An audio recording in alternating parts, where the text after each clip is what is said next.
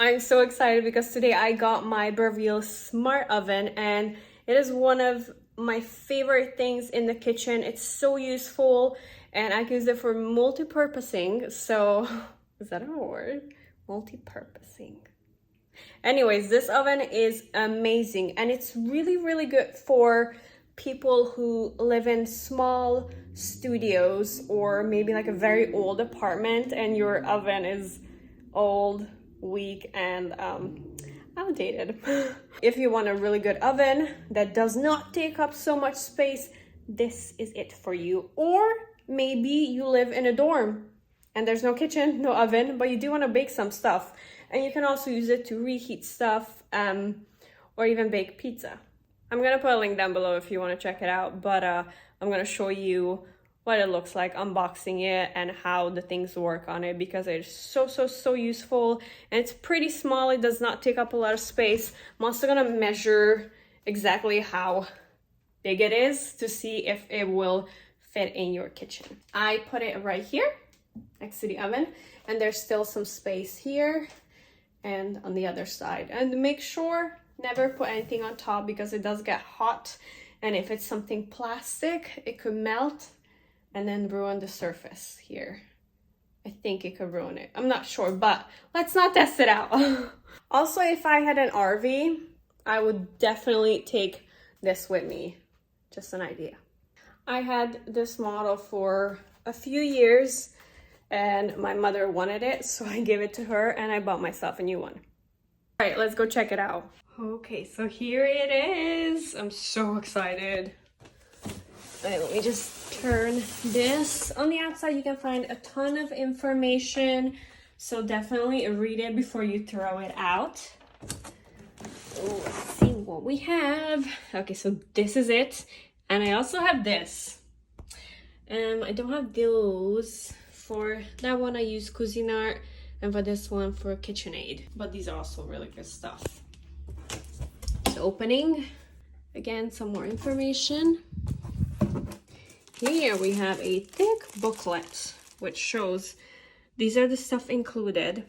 That is very useful.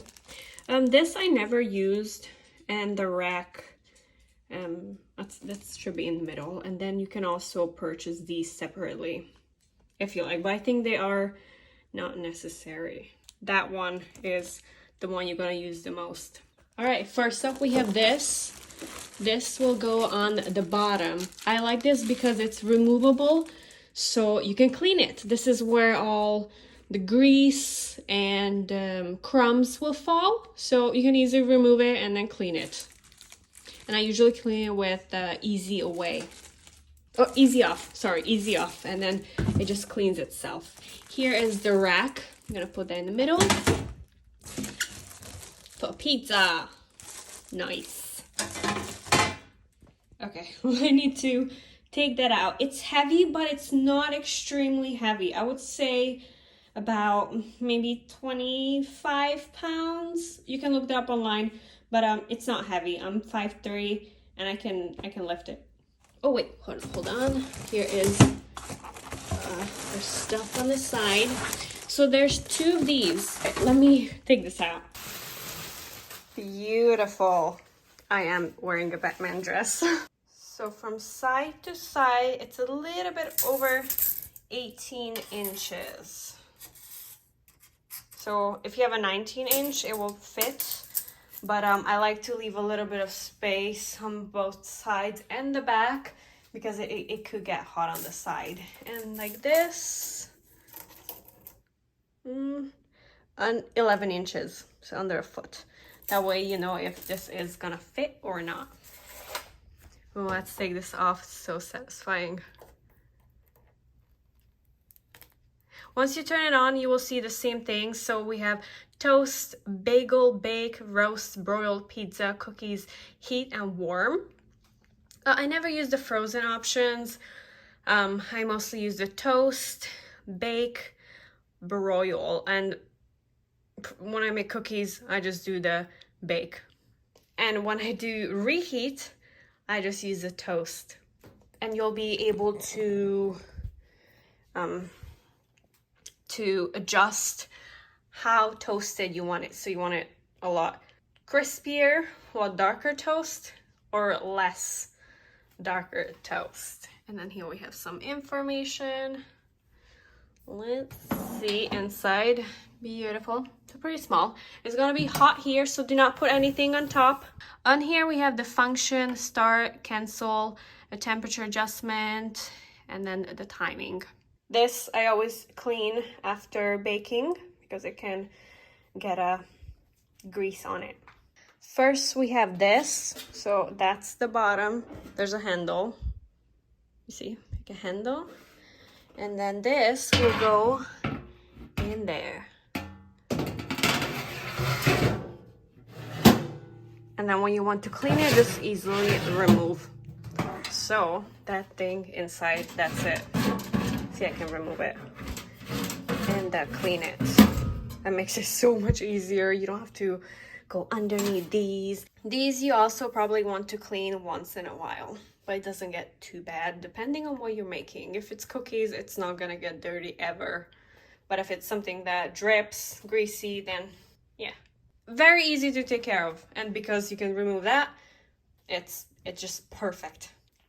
Here's the rack. So the bottom is gonna be where you can see that coming up. That's gonna be on the bottom. I usually keep it on the middle. So this is the second from the top. You see this?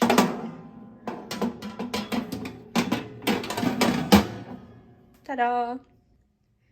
Here's one for a pizza. Very simple, very thin. Fits right in. Boom. I find this very useful for casseroles. So whenever I do casserole, just that. It's a pretty big one. Fits perfect. Oh, yeah. Okay, so here we have these. There's two. If you have something greasy, you can leave the second one on top and it will fall through the holes like that. If you have something greasy, that way it prevents it from falling over there, because you know this is easier to clean. But you can just do this. If it's not crumbling and you want to do bagels, you can put it on there, but I actually, when I do bagels, I just put it right here. I don't use this very often, but this, yes. So because it is a square shape, it's a lot smaller than your average cookie baking pan, you're gonna have to cut the parchment paper this size, which is fine. Or you can find silicone mats that matches this size. If you cannot find something that matches this size, you can always get a pie silicone mat, which is just gonna be round, but it's gonna be this size. So whenever I bake, I just put it on here. And I also make my bacon in here. And I store all of these in here. Oh, and also these are magnets. So as you can see, when I open, it pulls it out slightly, so you don't have to put your hand in there. So you see, let me show you. Pulls it. So it's a really good feature. All right, let's plug it in.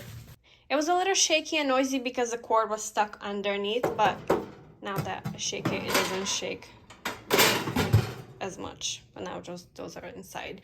Anyways, so here we have the toast first. This is what I said, how much darker you want your toast to be. So you can do, this is the function, switch the functions, toast, temperature. And this right here, using this one, that will show you how dark you want. You can adjust how dark you want your toast to be. And this is also what I do to reheat. So I would put something like 2 or 3 and then press start, and then it starts. You can also adjust the slices. So let's see, 1 slice or more slice. More slice is gonna take more time, slightly more time, because there's just more on it. 2 slice, 3 minutes, 17 seconds. Okay, let's go to bagel. This shows you that right here on the top, the heat is gonna come from the top. Bake, it's all gonna be like an oven. Bake is just your average oven settings. So here you can adjust the temperature with this one. Hot goes up to 450, or you can go lower to 120. And then the time, you can adjust the time with the bottom one. So we can go up to, okay, we can go up to for a long time. Next one, roast. I never use the roast option. Broil, that is something I've used for veggies. So it shows you it's gonna come from the top. Pizza, regular oven, cookies. I mean, I think it's just suggesting how it should be, but I never use it. I just go for the bake. Reheat, I mean, these settings, you can put in the bake option and then warm, just to keep the food warm. Let's say you make something like casserole, but your guests are an hour late, so you need to keep your food warm. Then you just set this 160, very, very low, but it's still gonna keep the food warm. And then you can adjust the time, how long you wanna keep the food warm for, or even the temperature. Okay, so that's pretty much it. I love it. You honestly do not need to buy any other accessory for it, other than maybe the silicone mat to match the size of this if you want it. If not, just cut out the parchment paper for your cookies and it will work just fine. I use it for bagel, toast, fries, vegetables, meatballs. Yes, meatballs on the bottom one, the one that does not have holes in it. I just put parchment paper and then the meatballs on there. It's amazing. This is such a good investment because it does so much things all in once. Like, what if you don't have space for a toaster? Then you can have this.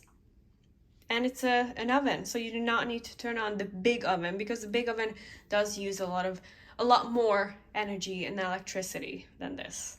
So it's definitely worth it.